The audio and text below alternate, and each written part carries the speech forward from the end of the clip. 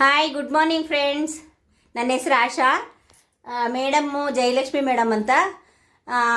ಅವ್ರ ಹತ್ರ ಒಂದೆರಡು ಮಾತು ಮಾತಾಡೋಣ. ಜಯಲಕ್ಷ್ಮಿ ಮೇಡಮ್, ನೀವು ಇದನ್ನು ತಗೊಳಕ್ಕಿನ ಮುಂಚೆ ಯಾವ ಥರ ಇದ್ರಿ? ಹೆಲ್ತ್ ಹೇಗಿತ್ತು ನಿಮಗೆ? ಏನು ಪ್ರಯೋಜನವಾಗಿರಲಿಲ್ಲ. ಈಗ ಎಷ್ಟೋ ಬೆಟರು, ಆರಾಮಾಗಿದ್ದೀನಿ. ಎಷ್ಟು ವರ್ಷದಿಂದ? 3 ವರ್ಷದಿಂದ. 3 ವರ್ಷದಿಂದ. ಹೌದು. ಎದ್ದೊಳಕ್ಕೂ ಆಗ್ತಿರ್ಲಿಲ್ಲ, ಏನು ಕೆಲಸ ಮಾಡ್ಕೊಳಕ್ ಆಗ್ತಿಲ್ಲ. ಇವಾಗ 3 ವರ್ಷದಿಂದ ನೀವು ಎಷ್ಟು ಸಾವಿರ ಖರ್ಚು ಮಾಡಿದ್ರಮ್ಮ? ಆಗತ್ತ, ಸಾವಿರ ಅಲ್ಲ, ಲಕ್ಷಗಳು ಖರ್ಚು ಮಾಡಿದ್ರು ರಿಸಲ್ಟ್ ಬಂದಿರ್ಲಿಲ್ಲ. ಮಲಗಿದ ಜಾಗದಲ್ಲೇ ಮಲಗಿದ್ರಿ.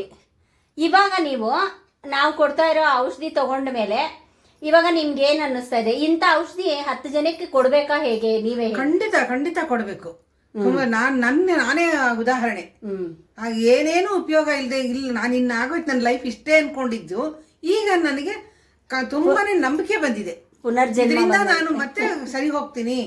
ಏನಂದ್ರೆ ರೋಡಲ್ಲಿ ಓಡಾಡೋಂಗ್ ಆಗ್ಬಿಟ್ರೆ ನನಗೆ ಅದೊಂದೇ ಅವಾಗ ನಾನು ಓಡಾಡಿದ ದಿವಸ ನಾನು ಖಂಡಿತ ನೀವು ಇವಾಗ ನೆನ್ಸ್ಕೋತೀನಿ, ನಿಮ್ಮನ್ನ ನೆನ್ಸ್ಕೋತೀನಿ.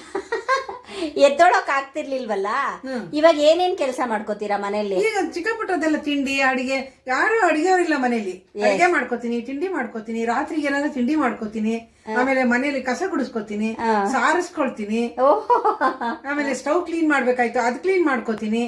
Good good good. ಓಕೆ. ಈಗ ಹೆಂಗೆ ಮಾಮೂಲಿ ಇದನ್ನ ಹಾಗೆ ಇದೀನಿ, ಬಟ್ ರೋಡಲ್ಲಿ ಹೋಗಕ್ಕಾಗಲ್ಲ. ಮೇನ್ ಪ್ರಾಬ್ಲಮ್ ಅದೇ. ಅದೊಂದು ನಾವು ರೆಡಿ ಮಾಡ್ತೀವಿ ಆದಷ್ಟು ಬೇಗ, ಆರಾಮಾಗಿ.